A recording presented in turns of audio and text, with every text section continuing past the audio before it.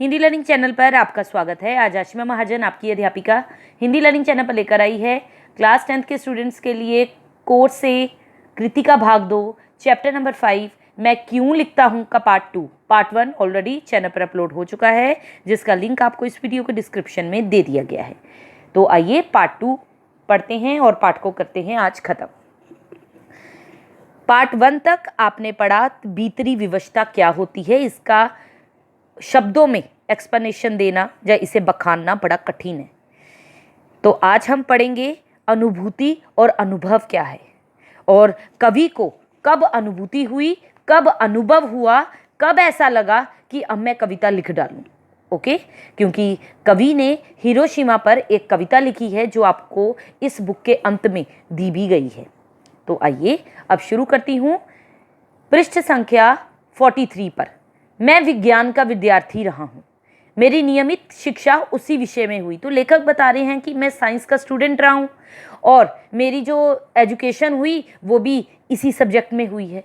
अणु क्या होता है, कैसे हम रेडियोधर्मी तत्वों का यानी कि जो रेडियो एक्टिव एलिमेंट्स होते हैं उनका अध्ययन करते हुए, उनकी स्टडी करते हुए विज्ञान की उस सीढ़ी तक पहुँचे जहाँ अणु का भेदन संभव हुआ, यानी कि अणु के बारे में हम जान पाए कि वह क्या होता है, रेडियम धर्मिता के क्या प्रभाव होते हैं, यानी कि जो भी रेडियो एक्टिव एलिमेंट्स हैं वो क्या होते हैं, उनका क्या इफेक्ट होता है। इन सब का पुस्तकीय है, जो भी पुस्तकों में नॉलेज थी, जैसे सैद्धांतिक ज्ञान तो मुझे था, यानी कि उसके नियमों के बारे में तो मुझे जानकारी थी, मैंने बुक्स में पढ़ रखा था।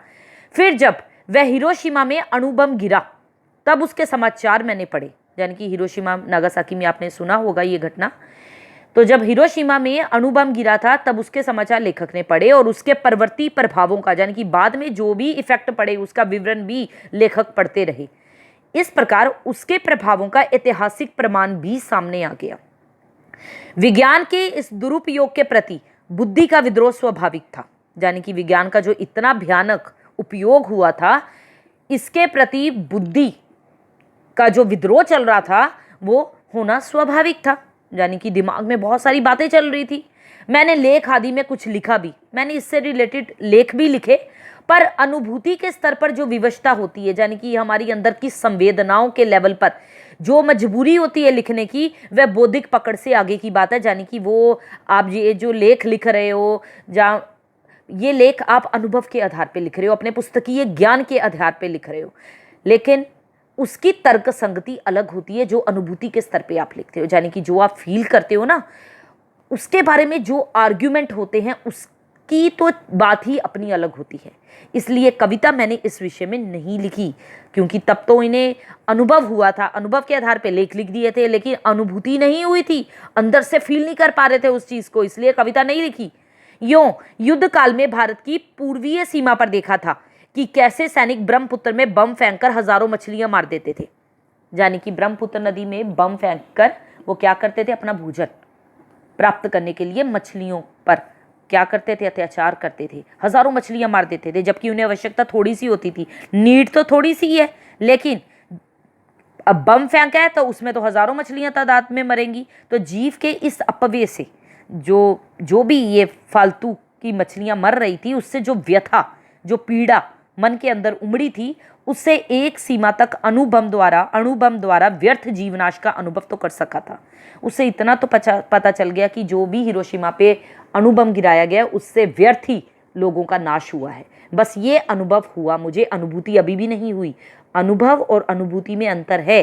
जापान जाने का अवसर मिला लेखक को, तब हिरोशिमा भी गया और वह अस्पताल भी देखा उन्होंने जहां रेडियम पदार्थ से दुखी लोग वर्षों से कष्ट पा रहे थे, सालों से दुखी हो रहे थे, कष्ट जो जिन्होंने पाया था अपना इलाज भी करवा रहे थे। इस प्रकार प्रत्यक्ष अनुभव भी हुआ, तो उन्हें अनुभव हुआ, एक्सपीरियंस हुआ इस चीज का। पर अनुभव से अनुभूति गहरी चीज है, कम से कम कृतिकार के लिए। तो जो कृतिकार होता है उसके लिए अनुभूति होनी बहुत जरूरी होती है, क्योंकि जब तक कृति रचना के लिए अनुभूति नहीं आएगी वो लिख नहीं पाएगा।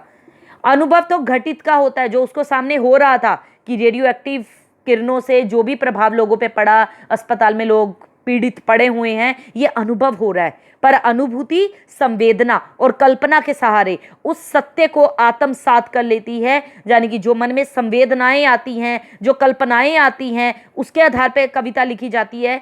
तो अनुभूति उस सत्य को अपना लेती है, आत्मसात करना, अपना लेना, जो वास्तव में कृतिकार के साथ घटित नहीं हुआ। और जब तक कृतिकार को फील ना हो अंदर से, वो कविता नहीं लिख पाएगा।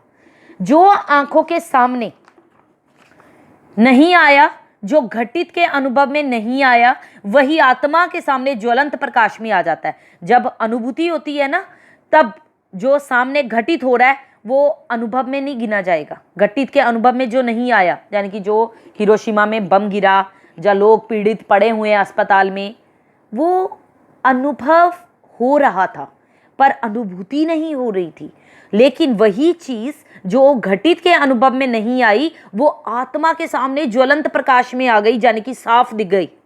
वो अनुभूति प्रत्यक्ष हो जाता है, यानी कि वो फीलिंग्स पर आधारित हो जाता है।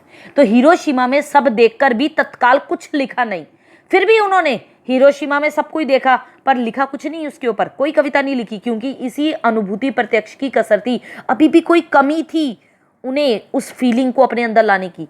फिर एक दिन वहीं सड़क पर घूमते हुए देखा कि एक जले हुए पत्थर पर एक लंबी उजली छाया है।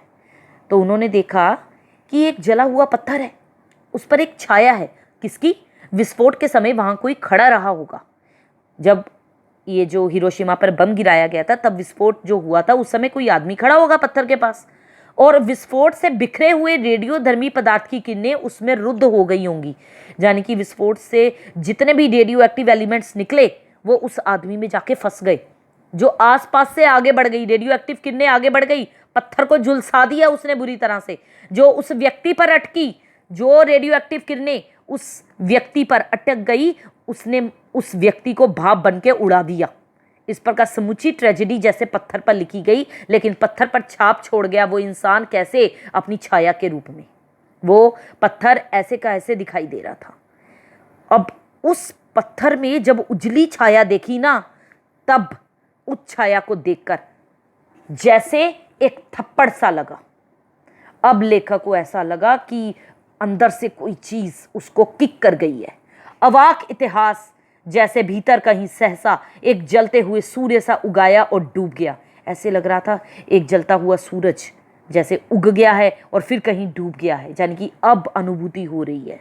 मैं कहूं कि उस क्षण में अणु विस्फोट मेरे अनुभूति प्रत्यक्ष में आ गया।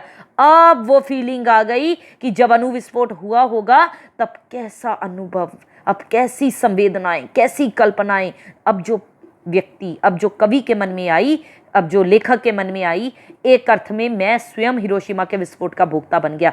अब उस चीज को वो फील कर पाया कि कैसे उस अणु विस्फोट ने व्यक्ति को भाप बन के उड़ाया होगा। अब इस चीज को जब कृतिकार ने अनुभूति के रूप में स्वीकार किया, तब जाके वो उसको ऐसा फील हुआ कि शायद उसने ही हिरोशिमा के विस्फोट का अनुभव कर लिया है। इसी में से वो विवशता जागी। अब वो जो अंदर की मजबूरी थी लिखने की, अब वो जागी। भीतर की आकुलता बुद्धि के क्षेत्र से बढ़कर संवेदना के क्षेत्र में आ गई, यानी कि अब मन में आ गई वो चीज। अभी तक सिर्फ बुद्धि के क्षेत्र में घूम रही थी, अभी तक सिर्फ अनुभव काम कर रहा था, अब वो आ गई मन में, यानी कि अनुभूति में अनुभूति आ गई। अब फिर धीरे धीरे मैं उससे अपने को अलग कर सका और अचानक एक दिन मैंने हिरोशिमा पर कविता लिखी। अब अनुभूति जब आई, संवेदनाएं जब मन में आई, जब कल्पनाएं मन में उमड़ गई, तो अपने आप हिरोशिमा पर मैंने कविता लिखी और वो कविता आपको इस पाठ के अंत में भी दे दी गई है। जापान में नहीं, ये कविता उन्होंने जापान में नहीं लिखी, ये भारत लौटकर रेलगाड़ी में बैठे बैठे लिखी उन्होंने। और ये कविता अच्छी है या बुरी, इससे लेखक को कोई मतलब नहीं। कौन है लेखक? पढ़ा है आपने पाठ? ध्यान से सुना हो तो कमेंट बॉक्स में बताइएगा, बिना इधर उधर देखे, इस पाठ के लेखक कौन है। ये कविता अच्छी है या बुरी, इससे मुझे मतलब नहीं है। मेरे निकट वो सच है, अब वो सच्चाई मेरे सामने है, क्योंकि वो सच्चाई कहाँ से आई? वह अनुभूति प्रसूत है, वो अनुभूति से उत्पन्न हुई है। यही मेरे निकट महत्व की बात है और यही मेरे लिए सबसे इम्पोर्टेंट बात है कि मुझे इस चीज़ का क्या हुआ है, अनुभूति हुई है, अनुभव नहीं हुआ है। क्योंकि अनुभव करते करते मैं लेख लिख गया पर कविता नहीं लिख पाया। अब मुझे उस चीज़ की अनुभूति हुई है, तो अपने आप मैंने हिरोशिमा पर कविता लिख डाली। तो ये अनुभव और अनुभूति के आधार पर लेखक को जैसा भी फील हुआ, उसके बारे में लेखक ने इस पाठ में आपको बता दिया। तो जो दबाव होते हैं बाह्य और आंतरिक, आपको कल पढ़ा दिए थे मैंने। जो हिरोशिमा पर लिखी कविता है वो लेखक के अंत और बाह्य दोनों दबावों का परिणाम है। आज आपको इनके क्वेश्चन आंसर देंगे, क्योंकि पहले 4 क्वेश्चन आंसर बुक के मैं ऑलरेडी दे चुकी हूँ पार्ट 1 में। आज क्वेश्चन नंबर 5 से मैं आपको दे रही हूँ। क्या बाह्य दबाव केवल लेखन से जुड़े रचनाकार को ही प्रभावित करते हैं या अन्य क्षेत्रों से जुड़े कलाकार को भी प्रभावित करते हैं? तो आप लिखेंगे बाह्य दबाव सभी क्षेत्रों से जुड़े लोगों को प्रभावित करते हैं। जो व्यक्ति प्रसिद्धि पा लेता है, फेम पा लेता है, अन्य लोगों की उससे अपेक्षाएं बढ़ जाती हैं, फिर वह लोगों के बाह्य दबाव से प्रभावित होकर कार्य करता है। अब मान लीजिए मेरा भी अपना चैनल है, अब बहुत सारी बुक्स मेरे चैनल पर 40 अबव बुक्स हैं, वो चल रही हैं, तो बहुत सारे बच्चों को एक्सपेक्टेशंस है कि मैडम आज मेरा चैप्टर डालेंगी, लेकिन जब तक मेरे को वो बाहरी दबाव नहीं आता, जब तक वो कमेंट नहीं आता कि मैडम आज मुझे मेरी बुक का ये वाला चैप्टर चाहिए, तब तक मैडम नहीं डालती है ना, क्योंकि मैम के पास तो ऑलरेडी बहुत सारी बुक्स चल रही हैं, तो मैम अपने हिसाब से चलती हैं। तो जब बच्चे को अपनी अपेक्षा पूरी करवानी होती है तो वो क्या करता है, कमेंट करता है, तो वो बाह्य दबाव होता है। तो प्रत्येक कार्य में बताया गया, इसके साथ साथ प्रत्येक कार्य में धन की आवश्यकता होती है। वर्तमान में धन के बिना किसी कार्य की सफलता संभव नहीं है, इसी कारण धन की आवश्यकता जैसा बाह्य दबाव भी प्रत्येक क्षेत्र से जुड़े व्यक्ति को प्रभावित करता है। जैसे आप लोग कुछ ऐसे राइटर्स होते हैं जिनके पास प्रकाशक आते हैं, पब्लिकेशन हाउस वाले, कि हमारी बुक लिख दो, हम आपको इतने पैसे दे देंगे, तो मजबूरन उन्हें लिखनी पड़ती है, उनकी अपनी नीड्स भी होती हैं कुछ लोगों की। तो इस प्रकार स्पष्ट है कि केवल रचनाकारों को ही नहीं अपितु अन्य सभी क्षेत्रों से जुड़े कलाकारों को भी बाह्य दबाव प्रभावित करते हैं। हिरोशिमा पर लिखी कविता लेखक के अंतः बाह्य दोनों दबाव का परिणाम है, ये आप कैसे कह सकते हैं? वही जापान वाली पूरी घटना हम लिखेंगे, जो भी अनुभव हुआ लेखक को, दुखद हुआ, सुखद हुआ, अनुभूति कब आई, बाहरी दबाव कब लगा, वो सारी चीजें आप इस आंसर में लिखेंगे। ठीक है। क्वेश्चन नंबर 7, हिरोशिमा की घटना विज्ञान का भयानकतम दुरुपयोग है। आपकी दृष्टि में विज्ञान का दुरुपयोग कहां कहां और किस तरह से हो रहा है? Very important question, exam purpose से भी आपको बता रही हूं। तो आज विज्ञान का दुरुपयोग करके मानव विश्व का संहार करने में, यानी कि नाश करने में व्यस्त है। विज्ञान का दुरुपयोग करके परमाणु bomb, atom bomb, hydrogen bomb, missiles, अनेक ऐसे विनाशकारी अस्त्र शस्त्र बनाए जा रहे हैं जिनसे संसार क्षण भर में नष्ट हो सकता है। और विज्ञान द्वारा अनेक विषैली गैसें तैयार की जा रही हैं। इन गैसों से किसी भी देश की जलवायु को विषाक्त करके, जहरीला करके लोगों को समाप्त किया जा सकता है। इसके साथ साथ विज्ञान का दुरुपयोग लोगों को आलसी बना रहा है, निकम्मा बना रहा है, चरित्रहीन बना रहा है। तो विज्ञान के नए नए प्रयोग मनुष्य को हिंसा और अनेक कुवृत्तियों की ओर धकेल रहे हैं। एक संवेदनशील युवा नागरिक की हैसियत से विज्ञान का दुरुपयोग रोकने में आपकी क्या भूमिका है? ये भी क्वेश्चन आपसे अक्सर पूछ ही लिया जाता है। तो आप किस प्रकार विज्ञान का दुरुपयोग रोकने में अपनी भूमिका निभा सकते हैं, उसका उत्तर आप लिखेंगे।